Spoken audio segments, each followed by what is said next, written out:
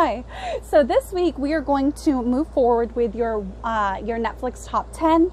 We're going to do what's trending and why and what's going on in Hollywood. We're going to bring back hashtag time this week, courtesy of The Tonight Show with Jimmy Fallon. We're going to go over something that I asked some of my fans on YouTube to suggest to me, so that'll be fun. We've also got, let me see here, some fun facts and some weird, quirky little things, as well as the meat and potatoes of this podcast, what's going on in pro wrestling. So let's get right down to it. I'm super stoked today. So we're going to start off like we normally do with our Netflix top 10. We're bringing it back this week. This one was very interesting to me because there were several stuff in the top 10 that I was like, really? Huh? What? All right. Alrighty. So we'll go right down into it. So coming in at number 10, I was super stoked to see this, guys, because I actually love this movie. I watch it all the time. Coming in at number 10 is an Adam Sandler original, Grown Ups. I just love this movie so much. I actually got my mom and dad to sit down and watch it with me a few months back, and they were just like giggling their butts off, you know, growing up in a different generation and stuff like that. So it was kind of really cool.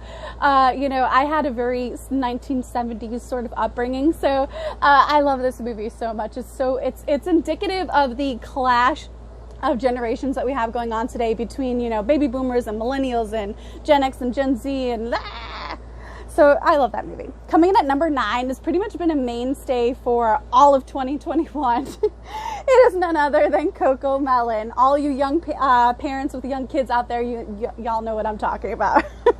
Coming in at number 8 is, you know, the most recent installment in this sort of conservatorship over the past, you know, more than a decade of a pop icon, Brittany Spears. And there was so much going on that people did not know about. So this was a very interesting, also somewhat controversial, you know, move, but also it kind of was a really big eye-opener for a lot of people as to what was going on in the life of Brittany Spears and what was simultaneously not happening. So coming in at number 8 is Brittany versus Spears. Coming in at number 7, this is one of the ones where I was like, what? So we're in 2021 and trending this week on Netflix in the number 7 position, so that's not too shabby, is none other than Seinfeld. I was like, wow, this show has managed to stay somewhat relevant in mainstream like decades after it's been done. Crazy. Coming in at number 6 is the newest reboot of My Little Pony. I used to love those when I was a little kid. All the girls are women listening to this podcast, or men that have young daughters that were my age.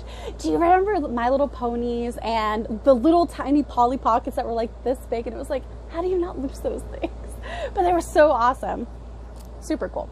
Coming in at number 5 was another one where I was like, huh? What? Okay. Coming in at number 5 was the hit film The Duff.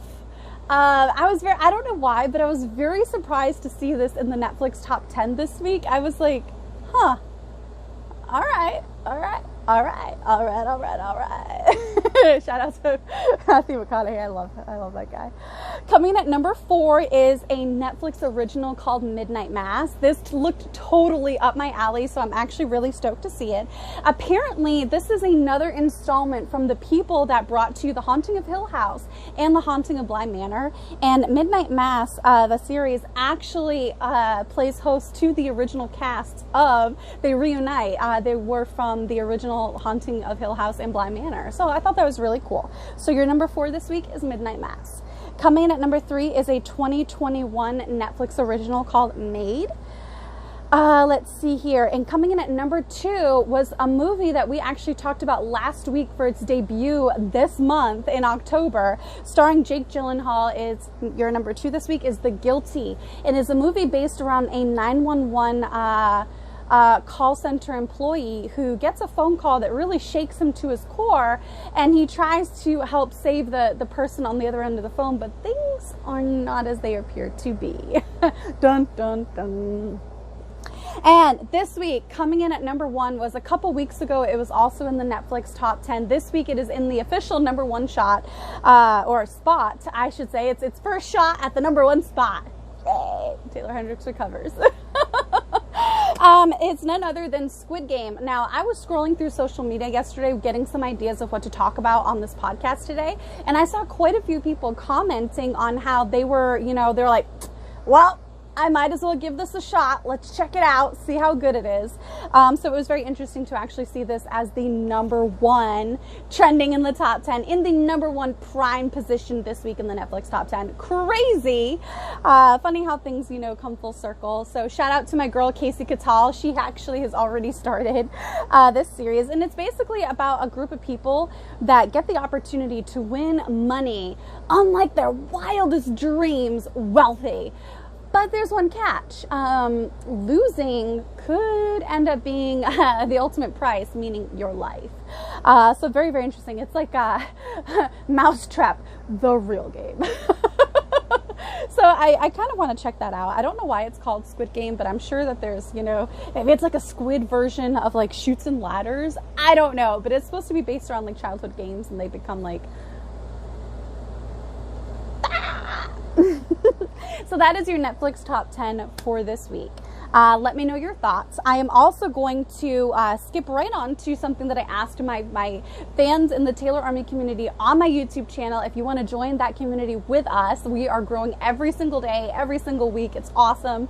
We have so much content, and I'm bringing back the Q&A Wednesdays this week, Motivation Monday, as well as Fun Fact Fridays. We kind of missed some stuff last week, so super exciting. What I did was I asked some of my fans on there to give some suggestions for families as well as adults for the Halloween season, because you guys know I'm just all about it, love it. It's my favorite time of year. I'm totally I feel like I'm a sister from another mister of Winona Ryder. I feel like she really comes into her own this time of year.